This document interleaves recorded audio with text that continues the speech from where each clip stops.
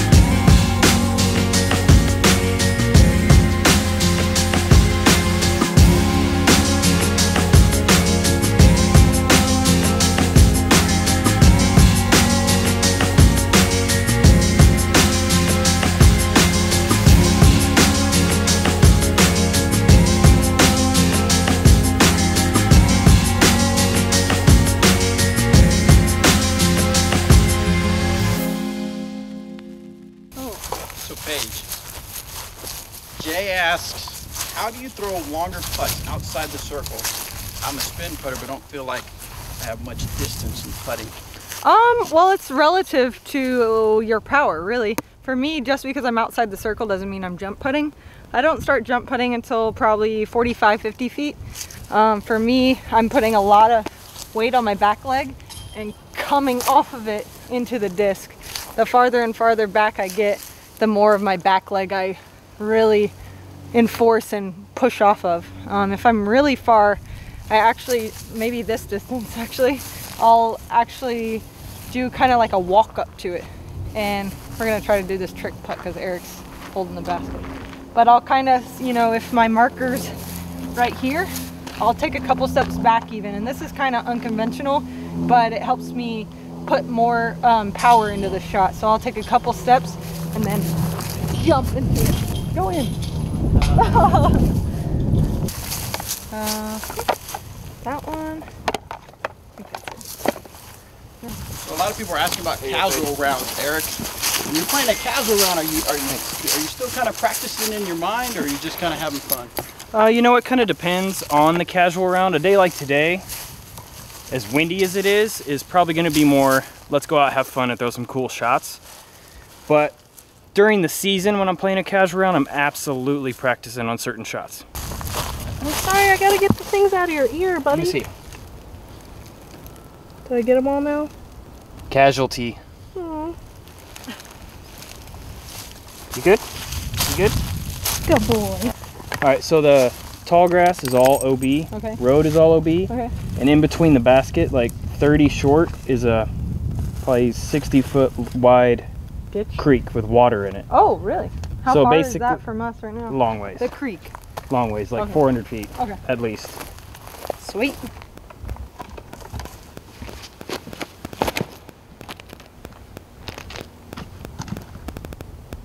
Best hole ever, best disc ever. Why any other way? Wow, that's Good combo. What this one? Lucid Convict. Try another one, see if I can replicate it.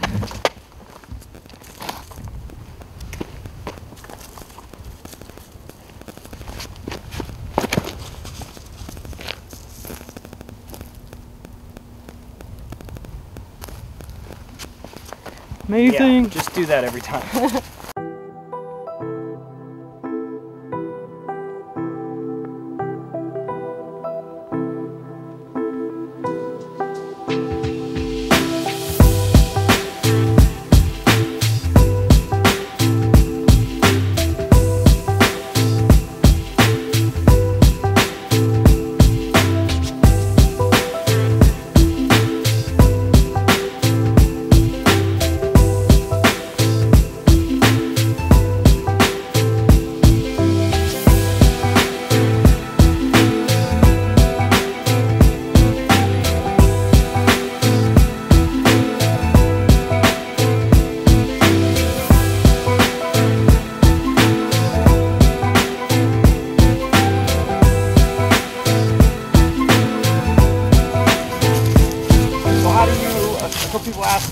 about playing in the wind. Today's a good example. What was Yeah. your mindset playing in the wind? You know, you have to take it as it comes. If it's super, super windy and your discs are starting to flip, club up. I have in my backup bin in my trunk, which I'm sure everybody has this, spare discs. I have a bunch of overstable stuff for wind rounds. You know, if I'm warming up before a round and it's really windy, I'll go to my trunk and grab a couple extra overstable discs. So yeah, just be prepared, have all the right tools, and don't try to force something. You know, if you just start flipping, then go club up and grab something more overstable.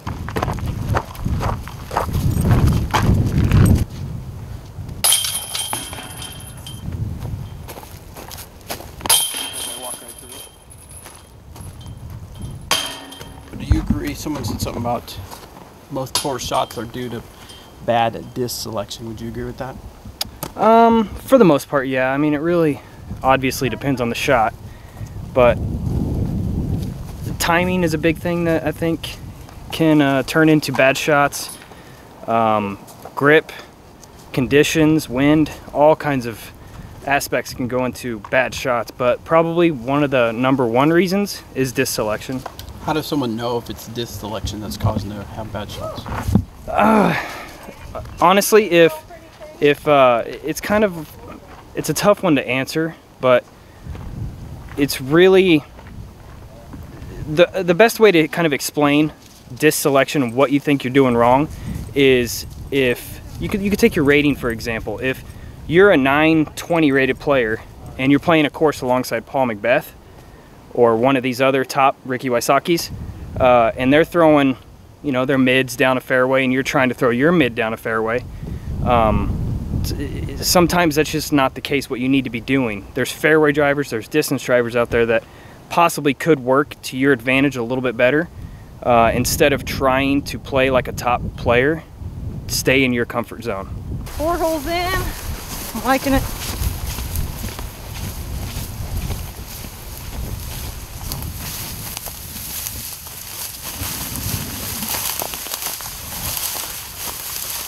I got a pink one and an orange. No, the orange one.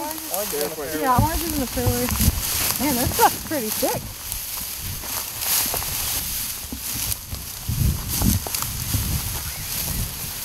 I'll just sit here while. Yeah. Oh, did you fall? I slipped. You said I'll That birding eye, I tell you what. But Madison's really good at finding discs.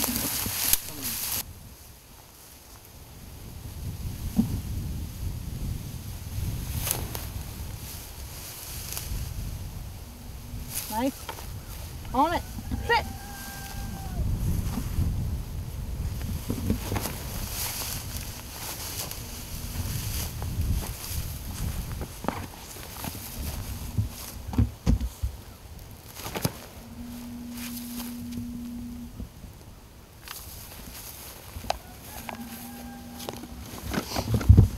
Oh, that does take. That second one? Yeah. Suspect. Great approach disc if you want a little bit of finish at the end. Threw a Marshall first and it went a little straighter than I wanted, so club up to the Suspect and get a little finish at the end. What disc was that? That was a Felon. It was on the side of the hill, so it was a standstill shot, headwind.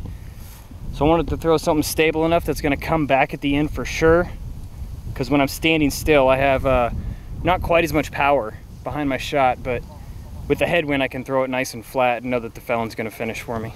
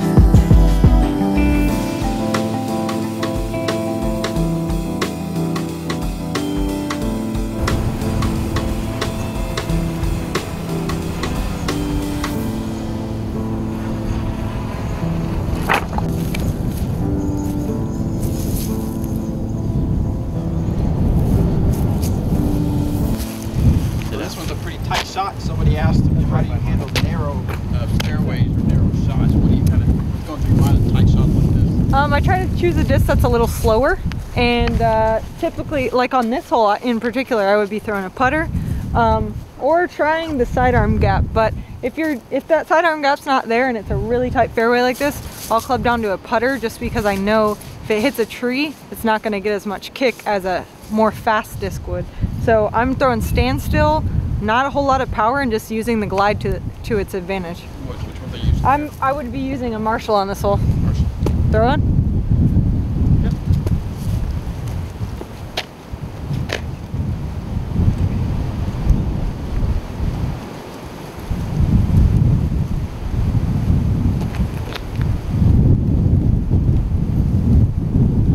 So even though I hit a tree towards the end of the flight, it didn't kick very far, and I'm still gonna get an easy par. Maybe even a chance at a putt for two.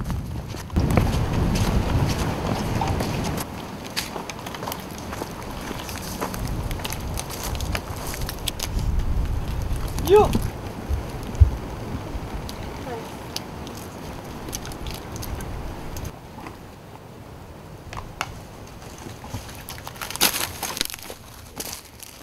All right. Mine, I think, was definitely shorter than yours. I just lost 3 really good discs in 3 holes. 3 discs in 3 holes. Bummer. All in the water? Yeah. Yeah. The first one was the one extra water disc I brought. Last 2 times we played here, I didn't lose any, so I wasn't worried.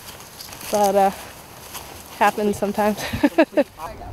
What's the secret, or what's the good tip for someone asked about throwing a roller? It depends on the roller. There's a handful of different roller shots you can throw.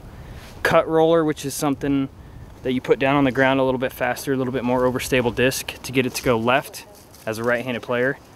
Now something super understable, like say for me, Witness or a Thief or something like that, I can really put a lot of power and get it out there nice and flat, let it hit, and it's gonna stand up quickly and go to the right. And my straight long distance roller is my Renegade, and it's I don't change my shot much. I don't change my angles on anything. I just nice firm release and let the disc do the work, and let the disc get down and then do the roll.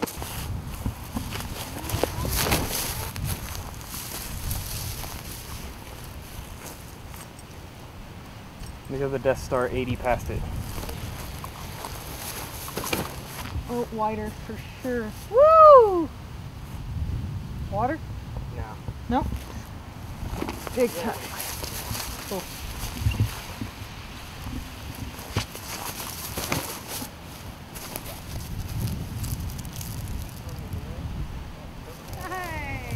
What was that one, Paige? Criminal. That second one. The first one was a felon. So, when you threw the felon, you didn't like the way it threw. Nah. You changed up to the criminal. What was the mindset there? Well, I also slightly early released it, but I think that was mental error because it's windy and the felon's getting a little bit affected, which is kind of crazy, but the criminal holds a little more power and wind. So I actually was just telling Eric when they come out, I might switch over to the criminal instead of the felon, just because there's less room for error. It's not as easily as affected, so if you kind of have an errant shot, it almost corrects itself.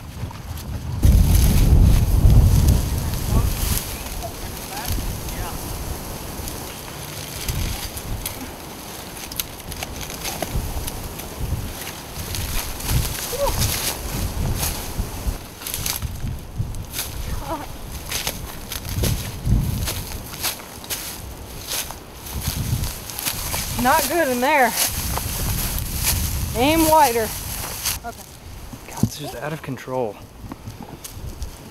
When you gonna save it? Soon. Which ear was it? This one?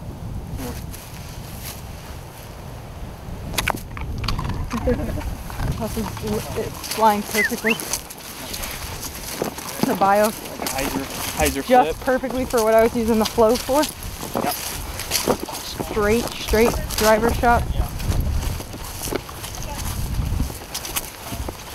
So Paige, when you made the switch to dynamic disc, how did you figure out? Was it based on watching people, advice from other people?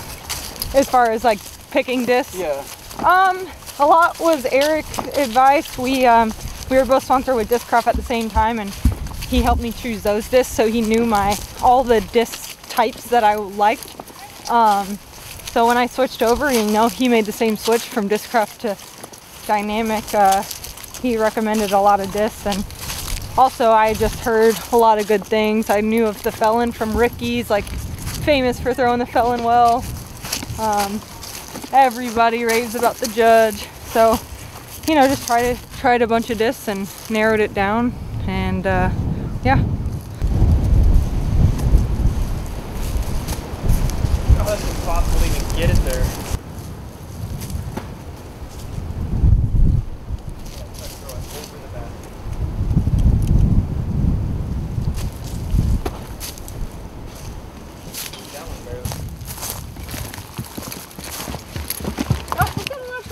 Bobby got a pro tip for you. In winter, even if it seems like a warm day, don't leave your gloves, your hat, and your jacket behind, because when the temp drops, you will get cold. A good design question. We're looking at a T-pad here that's bigger at the front than it is in the back. Yeah. Is that something you prefer when you design a course, or? For me, when I'm putting courses in, most of the time I just recommend normal rectangle size. But if they want to go kind of cool and get some flair to it, I personally recommend the flare at the end of the tee, mainly because later on down the road, like Jones West comes to mind. We've put in a lot of alternate pins after the sake.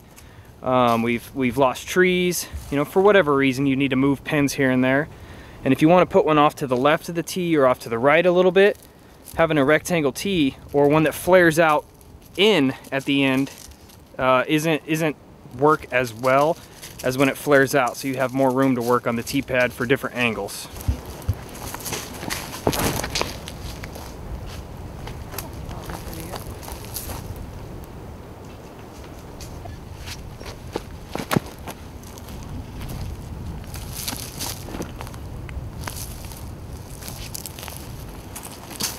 What was that? Lucid Convict. Somebody asked on the page, what's advice for someone that is older but just discovered disc golf a few years ago? Mm-hmm. What type of discs should they be looking for?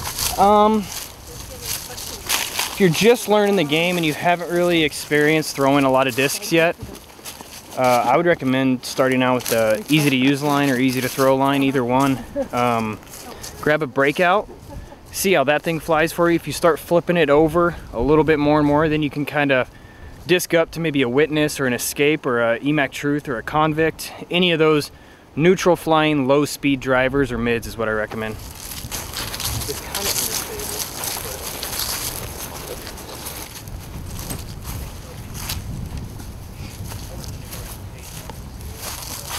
See that one? Got a big old chunk. Still flies good though. Yeah. Oh, some people are going to think it's illegal. I think it's okay. Oh, I don't know.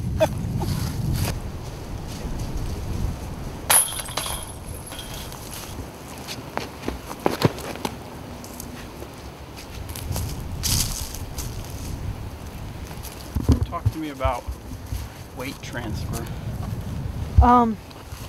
It's huge in timing, and I think timing is probably one of the things that makes you the most accurate or the least accurate. So transferring your weight at the correct time that your body comes through is going to be huge in increasing your odds of, you know, not having errant releases. So what I do is, or what everyone should do, is use your left or your back leg and transfer into the front half of your body. As far as timing goes in this weight transfer, my front leg is trying to hit the ground exactly when my elbow hits its front point. And then the arm follows behind that. And, you know, another huge part of that's the follow through and just letting your body do what it does after the weight transfer. Kind of like the hydrant.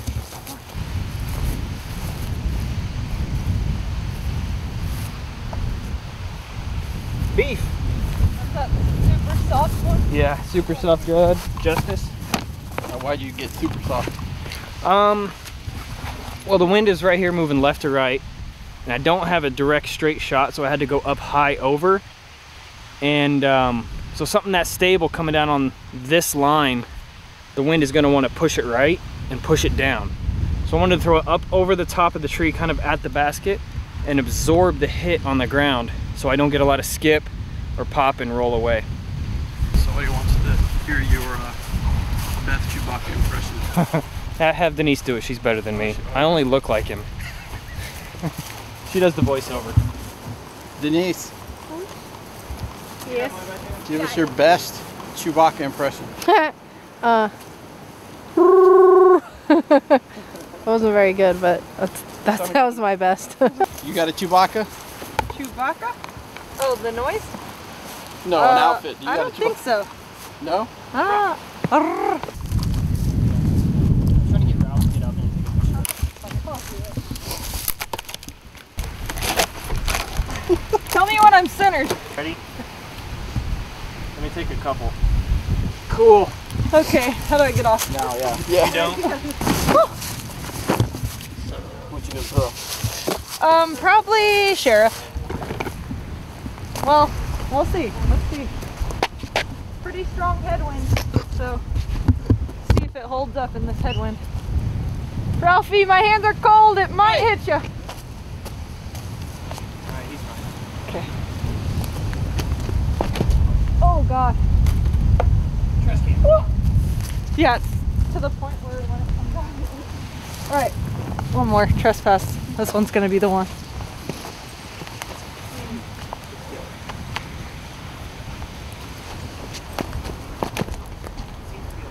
Oh, not into that headwind.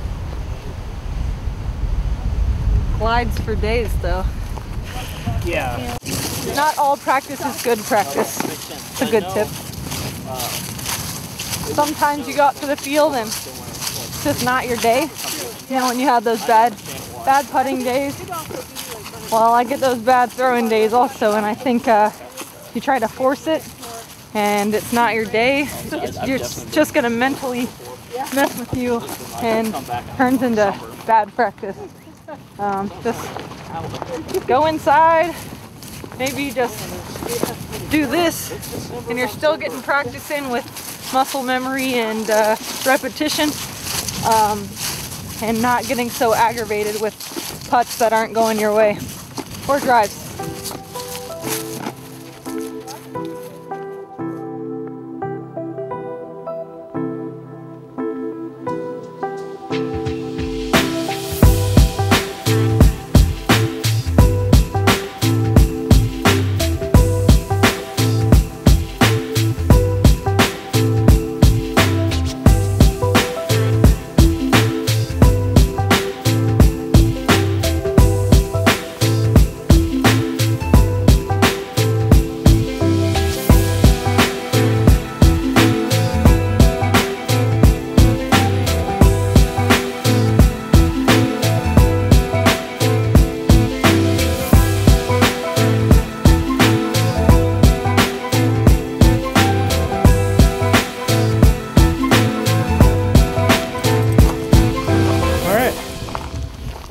What'd you get out of this casual round?